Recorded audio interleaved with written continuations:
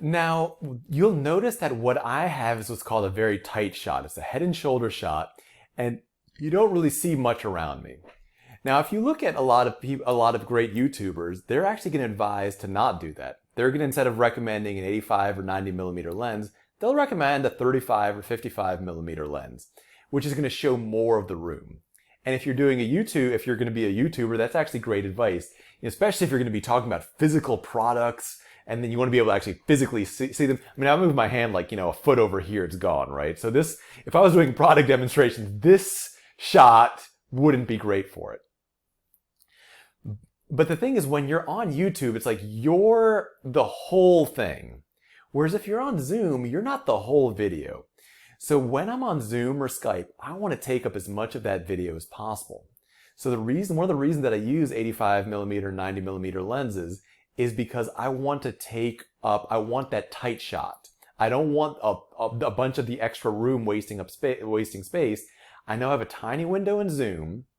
If I'm talking to one person, get half the screen. If there's several people, then I might get even a smaller portion. I want to use as much of that allotment as I can to show myself, right? Because again, I'm not demonstrating products.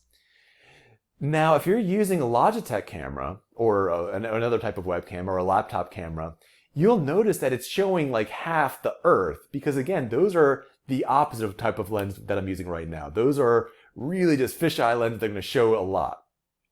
So here's how we can correct for that. You see how there's this red rectangle around this thing?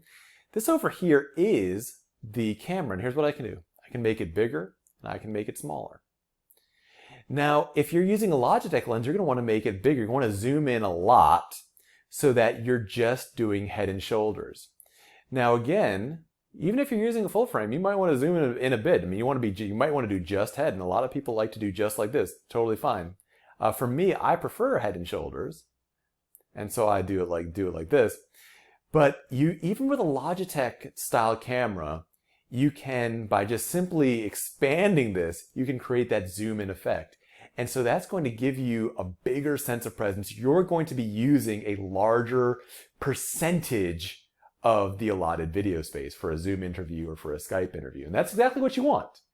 You think of Cobras and whatnot, how they kind of spread out to get a little bit bigger.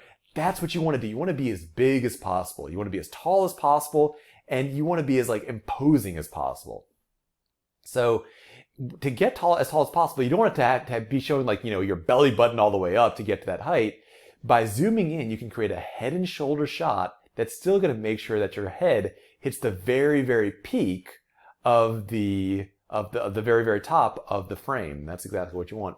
As you notice, it's okay if your hair goes a little bit above the frame. That's totally fine. So even with a Logitech camera, using a lookup table and a Logitech camera, you can actually get a pretty decent look. Again, getting better equipment will give you an advantage, but you can get a strong advantage just with a little technological know-how and a decent amount of hard work. Doing these things are going to help you stand out so that you get in.